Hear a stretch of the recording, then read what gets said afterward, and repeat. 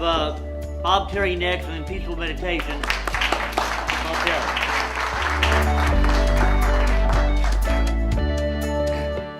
Good evening. I want to talk about war and peace, but I've been asked to say a couple of words about the status of the Sentinel Power Plant. So a couple of weeks ago, some of the residents were invited to tour the Sentinel Power Plant, and one of the invited residents invited me. The Sentinel didn't know I was coming, so I gave it a 50-50 chance that I would actually get in. I actually got in the door, but I did not get the tour, despite what's been reported in some places.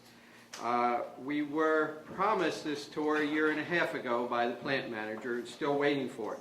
But we did get in the door and we had a meeting, and a couple of takeaways from that meeting.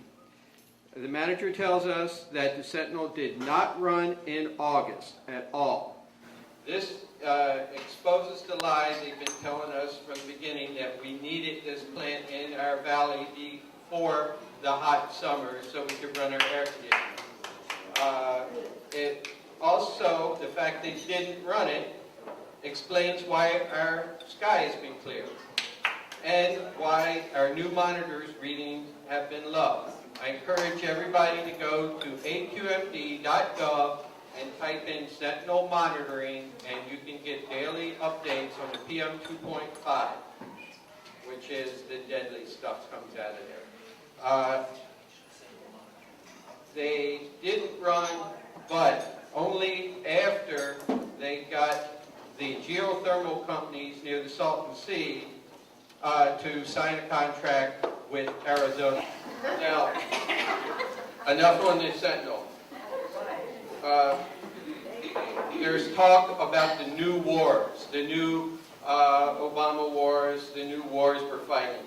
This is not a new war. This is the same war. It's the same war it's been fighting for a dozen years, and it's the same war that's really been going on since the 40s, when Rockefeller worked out a deal with the House of Saud to defend the Saud family in return for Standard Oil getting the resources. Dennis Kucinich just last week said that this whole deal with ISIS is to force the Kurds in northern Iraq to make a favorable deal with the oil companies. And this is what Kucinich said we must do.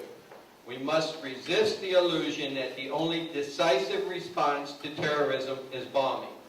Instead, we should begin to confront ISIS by drying up its sources of revenue from places like Saudi Arabia and Qatar, or however you pronounce it. Qatar. Allies in the region should share responsibility. It's been 13 years since 9/11. Stop creating wars. Stop funding and arming mercenaries. Stop causing abject chaos by liberating countries and delivering them to illegitimate state actors or terrorists.